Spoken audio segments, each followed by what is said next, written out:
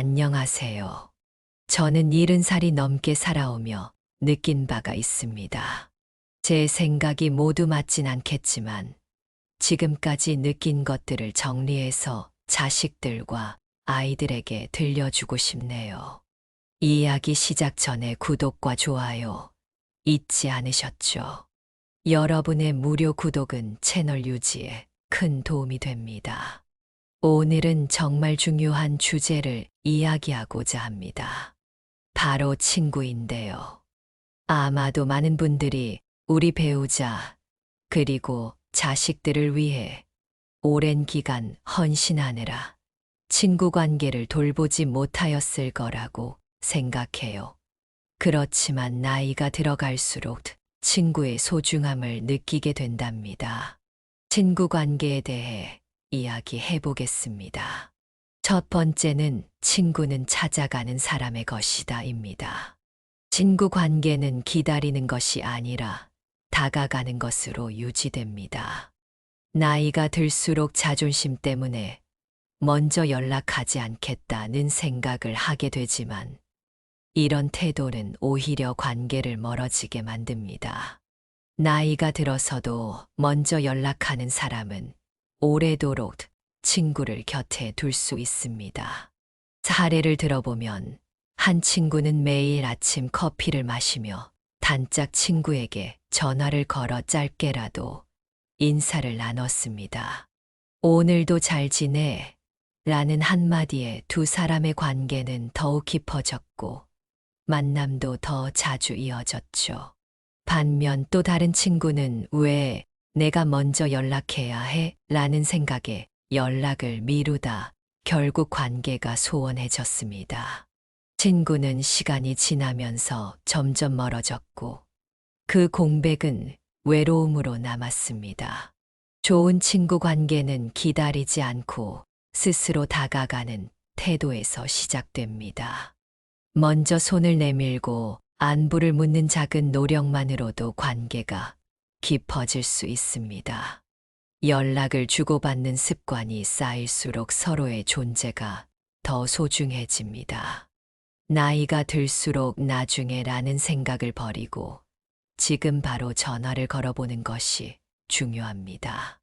두 번째는 같은 취미를 나누는 친구를 만들어라입니다. 노년의 삶은 혼자보다 함께할 때 더 즐겁습니다. 같은 취미를 공유하는 친구는 단순한 여가를 넘어서 정서적 유대와 만족감을 제공합니다.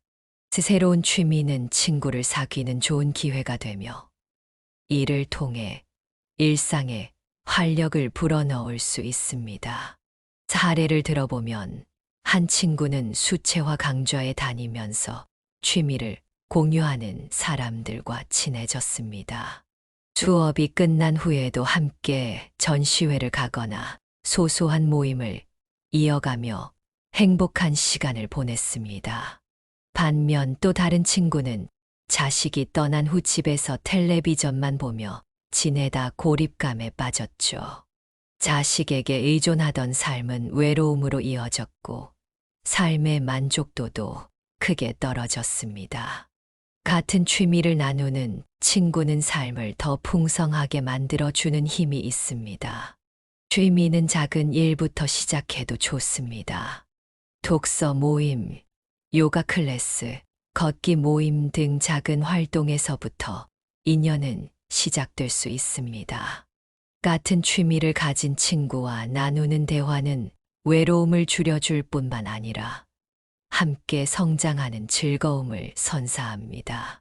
세 번째는 갈등이 생겨도 먼저 화해의 손을 내밀어라입니다. 오랜 친구 사이에도 때때로 다툼이 생기기 마련입니다. 하지만 나이가 들수록 갈등을 오래 끌지 않고 먼저 화해의 손을 내미는 사람이 지혜로운 사람입니다. 쓸데없는 자존심이 관계를 망칠 수 있습니다. 중요한 것은 누가 옳았는지가 아니라 관계를 지키려는 마음입니다. 사례를 들어보면 한 친구는 오랜 친구와 작은 오해로 다투었지만 그날 저녁 바로 전화를 걸어 화해했습니다.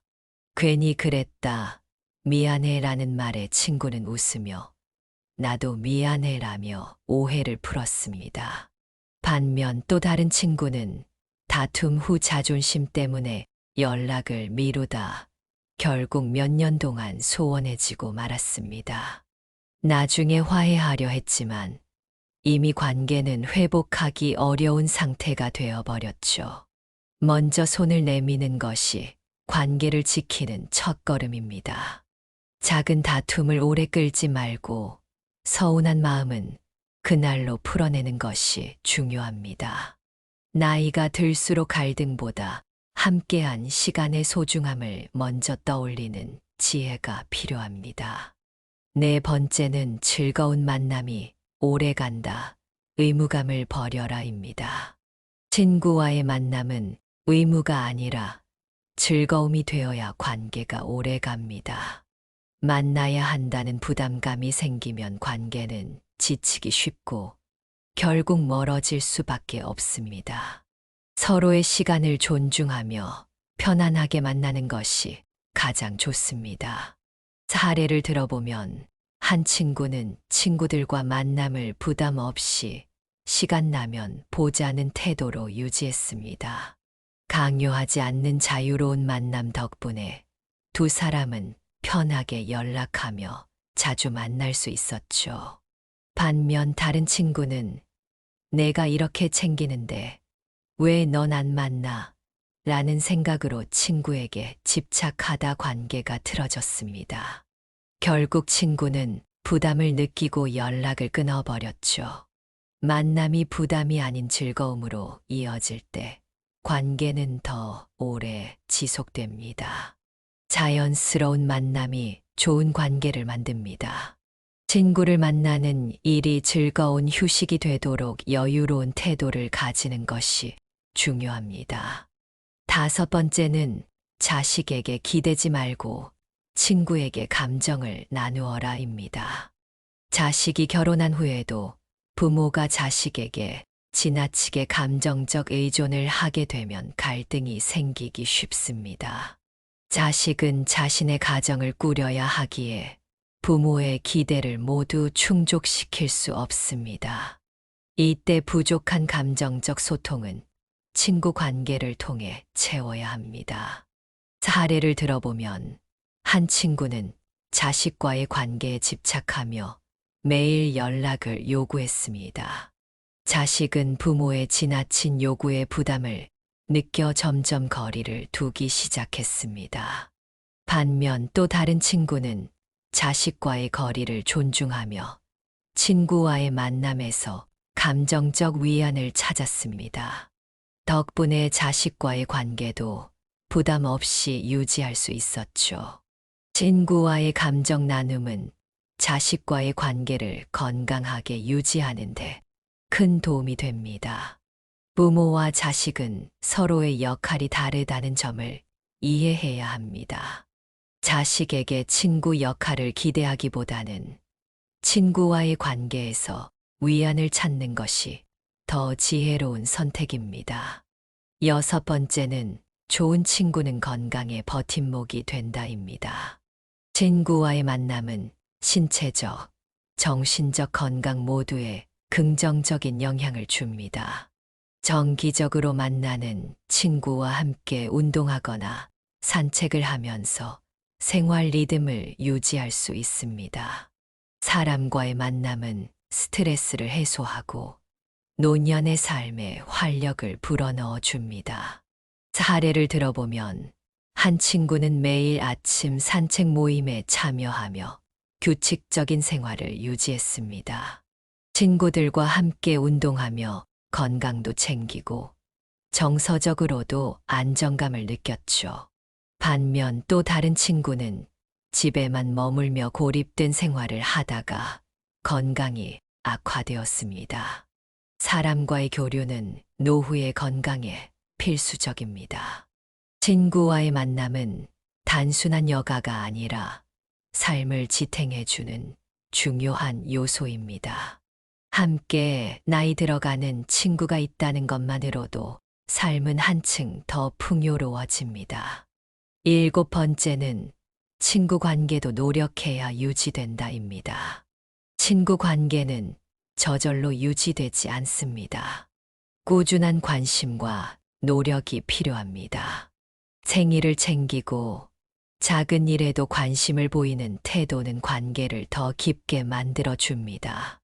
아무리 오래된 친구라도 서로에게 신경 쓰지 않으면 관계는 서서히 멀어지기 마련입니다. 사례를 들어보면 한 친구는 친구의 생일마다 작은 선물을 보내며 정성을 보였습니다. 그 작은 관심은 두 사람의 우정을 더욱 깊게 만들어 주었죠. 반면 또 다른 친구는 친구라면 연락하지 않아도 괜찮겠지 라고 생각하며 소홀히 대했습니다. 시간이 지나며 그들의 관계는 자연스럽게 멀어졌습니다. 작은 관심이 좋은 친구 관계를 유지하는 비결입니다. 8번째는 오래된 친구는 인생의 보물이다입니다. 오랜 시간 함께한 친구는 단순한 인연을 넘어 인생의 동반자와 같습니다.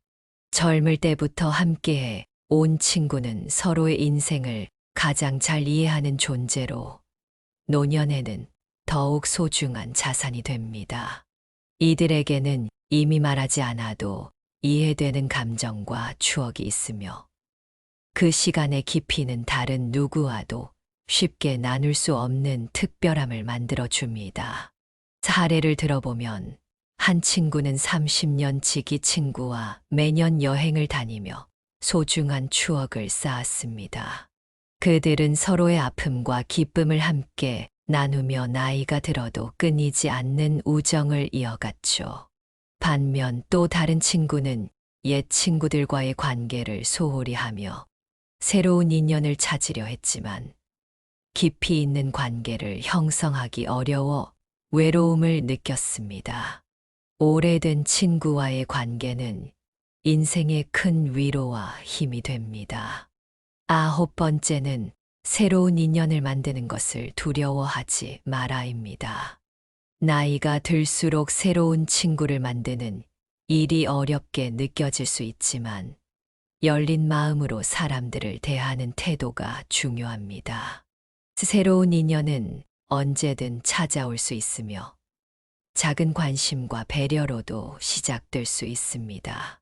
삶의 마지막까지도 우리는 인연을 만들어가며 살아가야 합니다.